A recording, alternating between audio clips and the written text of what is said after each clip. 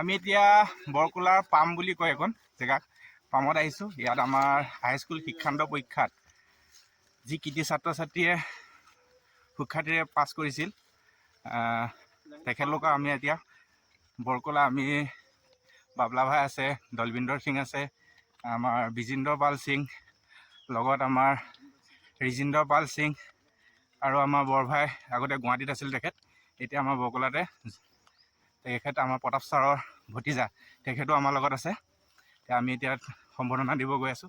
ইয়াত দেখিছে আমি আধা ৰাস্তাত বাইক থৈ পেলাই এইখিনি ৰাস্তা আমি খোজকাঢ়ি আহিছোঁ, যিহেতু ইয়াত বাইক অনাটো অকণ কঠিন হ'ব।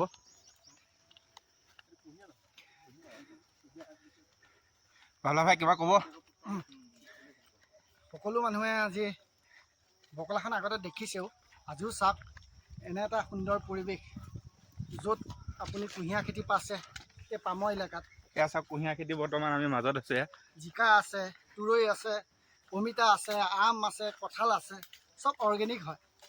গতিকে আমাৰ কাৰণে এটা গৌৰৱৰ বিষয়। বৰকোলা পামেই এটা এনেকুৱা জেগা যিখিনি জেগাত 100% অৰ্গেনিক খেতি কৰে। বৰকোলা প্ৰায় জেগাতে অৰ্গেনিক হয়, কিন্তু ইয়াত আমি বেছি দেখিছোঁ। চব চাইডে আপোনাৰ জিকা চাং, তুৰৈ চাং, আম, কঁঠাল, মানে দেখিয়ে ভাল লাগিছে, নহয়নে বাৰু? এখন পথাৰ চাওক। বিজেন্দ্ৰ পাল সিং, তুমি কিবা ক'বা? হয়, ইয়াতে আমাৰ প্ৰথমটো হৈছে, ইয়াত আমাৰ এতিয়া বৰ্তমান জিকা তৰৈ ছিজন চলি আছে। বৰকোলা গাঁও ফ্ৰেছ জিকা তৰৈ পাব। আমাৰ গাঁৱৰ পৰা এজন বেপাৰী যায় নগাঁৱলৈ, মনজিৎ সিং।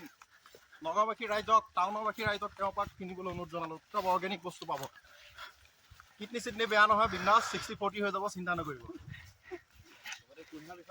কুঁহিয়াও ভাল। আৰু এটা সময়ত আমাৰ বৰকোলা গাঁও মিঠৈ টিঙৰ কাৰণে বহুত বিখ্যাত আছিলে। যিহেতু আমাৰ কামপুৰৰ চেনি মিলটো বন্ধ হৈ গ'ল, গতিকে আমাৰ কুঁহিয়াৰ কৰাৰ যিটো প্ৰৱণতা আগতকৈ কমিল, কিন্তু তথাপিও বৰকোলা মিঠৈ বুলি ক'লে এটা নাম আছে। এতিয়া দ্বিতীয়তে আমাৰ বৰকোলা জিকা তৰৈ বুলি ক'লে গোটেই আমাৰ অসম বিখ্যাত। আমিও নিজেও মিঠৈ টিং বেছি পাইছোঁ। আমাৰ শনিবাৰ বজাৰত হওক, শুকুৰবাৰ বজাৰ হয়, যদি দাম হয় 400 টকা, বৰকোলা মিঠৈ বুলি ক'লে 50 টকা বেছি দিয়ে বেপাৰীয়ে।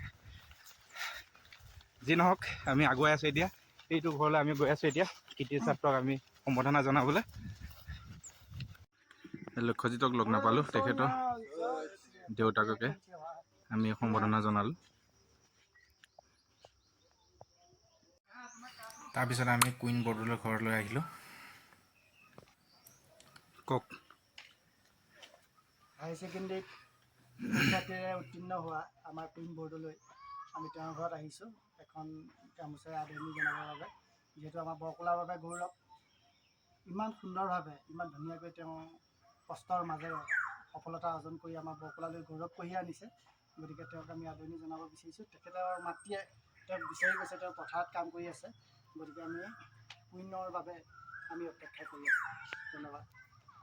টিমটোত আছে ইয়াত দলবিন্দৰ সিং, আৰু ইপিনে আমাৰ আচাৰ্য বিজেন্দ্ৰ সিং, আৰু আচাৰ্য আমাৰ ৰিজিন্দৰ পাল সিং, আৰু ইয়াৰ লগত আমাৰ বৰভাই আছে। আপোনাৰ নামটো কি আছিলে? হৰদয়াল সিং।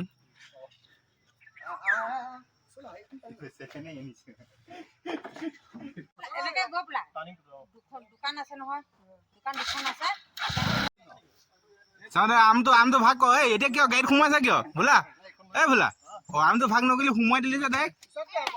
কোন আছে কোন? চবে পিছত পাহৰি যাবা। কোন 60-40 হ'ব, মোৰ 60% বাকীখিনি 40 যি পৰে আৰু। এইজনক 60% লাগে। 60% অংশীদাৰ এখন।